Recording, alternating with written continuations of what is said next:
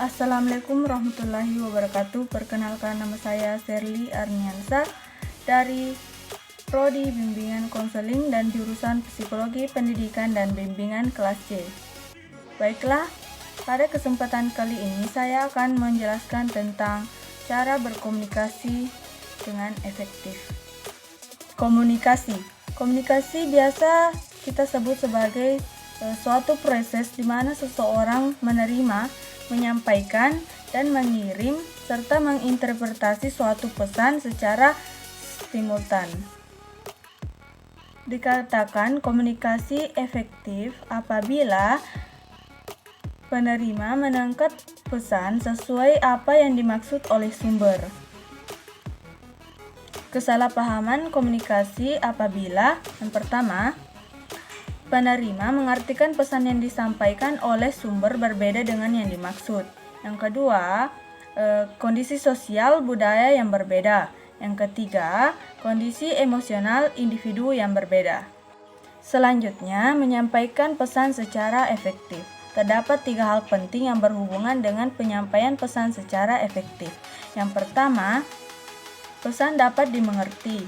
Yang kedua, kredibilitas sumber pesan. Yang ketiga, umpan balik yang optimal dari penerima pesan. Selanjutnya, ada pesan efektif.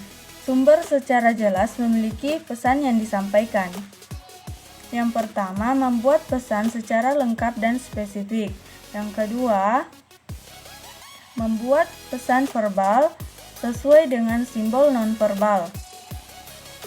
Yang ketiga, mengulangi pesan lebih dari satu dan menggunakan media lebih dari satu. Yang keempat, meminta umpan balik dalam hal bagaimana pesan tersebut dapat diterima. Yang kelima, membuat pesan sesuai dengan sudut pandang atau cara berpikir penerimanya. Yang keenam, mengungkapkan perasaan melalui istilah yang menggambarkan perasaan. Yang ketujuh, mengurangi tingkah laku orang lain tanpa menilai dan menghakimi. Selanjutnya, mengekspresikan perasaan. Yang pertama, mengekspresikan perasaan melalui panca indera. Yang kedua, memaknai informasi yang diperoleh. Yang ketiga, merasakan sesuatu yang didasarkan pada pemahaman yang dibuat. Selanjutnya, perumusan tujuan untuk menyatakan perasaan.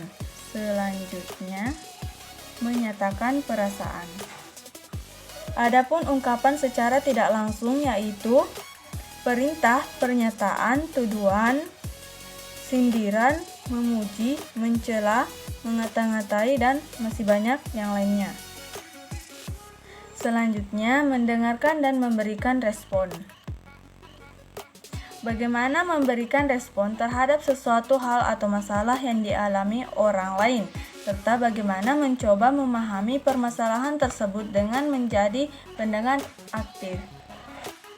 Adapun macam-macam mendengarkan, yaitu yang pertama, mendengarkan yang menyenangkan atau mengobrol.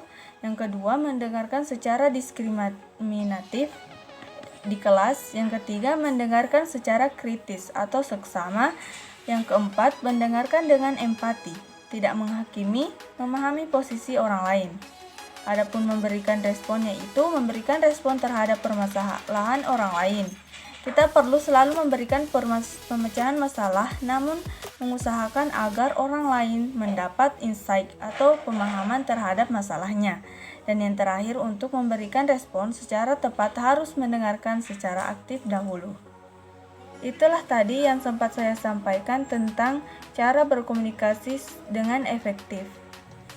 Lebih dan kurangnya mohon dimaafkan. Sekian dari saya. Wassalamualaikum warahmatullahi wabarakatuh.